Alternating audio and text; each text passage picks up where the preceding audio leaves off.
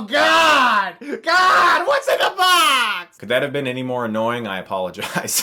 One of my all-time favorite movies is David Fincher's Se7en. There's a certain phrase that I think some critics from time to time have a hard time saying, myself included, and that is admitting that a movie might be one of the best of the year or one of the best of all time. I'm going to tell you, I have absolutely no fear in saying that Se7en is one of the greatest films ever made. If you don't know, the film is about a serial killer who is going on a pattern that follows the 7 deadly sins. He's going from 7 different people, killing them in ways that reflect on those sins, and Brad Pitt and Morgan Freeman are the detectives that are after him. If you go back and read some of the reviews for when this movie first came out, a lot of critics were like, this is overly gruesome. This is just relying on blood and gore. There's no substance. There's nothing really great or original about this movie. The ending sucks. Can you believe that some critics actually said the ending of this movie sucks? Se7en has one of the best endings in film ever, and I won't spoil it for you if you have not seen it because I strongly suggest that you do. Rarely have I been this on the edge of my seat for the entirety of a runtime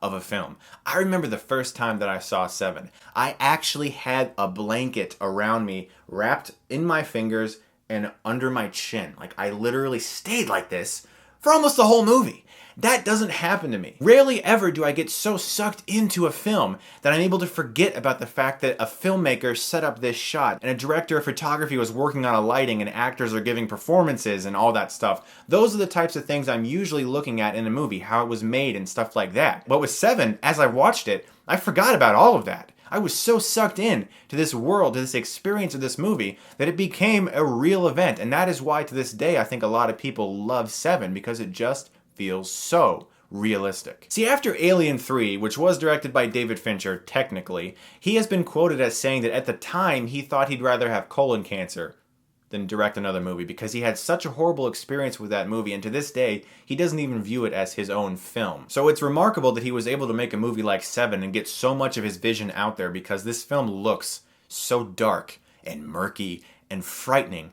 And one of the most important aspects of this movie is that you are never told what city they're in. Characters just constantly refer to it as this place. Just a place that's really disgusting and bad, where crime is rampant. There's murder everywhere, and no one likes it in this place. There's an entire opening scene where Morgan Freeman is trying to tell Brad Pitt, why'd you ask to get reassigned here? This place is horrible. Why do you want to be here? Throughout most of the film, Morgan Freeman's character is looking forward to his retirement because he just can't wait to get out of this area. And the fact that you are never told what city it is makes it become like this mythological place that's just horrible. And Se7en is drenched in dread. And that's one of the best aspects of it. And there are times in this movie where I just don't want to look at it. Really. I mean, particularly the sloth one.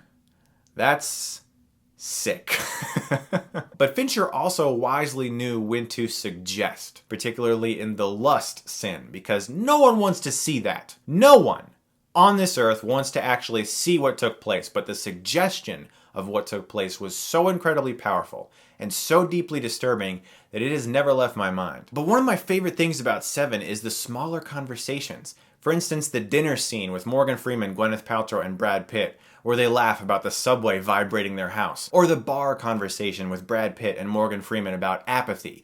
These conversations about human nature and the way we view things are what makes Se7en way better than your average serial killer film, because the focus is not on the violence, the focus is on the people. Everything in Se7en builds perfectly to one of the best climaxes in film history. In fact, certain people were afraid to put that ending in the movie. They were originally going to force Fincher to change it, but Brad Pitt and Morgan Freeman were totally like, hell no, if you guys change this ending, we're walking. This is the ending we all want, and gratefully they got to keep it because one of the best. Guys, Se7en is one of my favorite movies of all time, and of course, I'm going to give it an A+.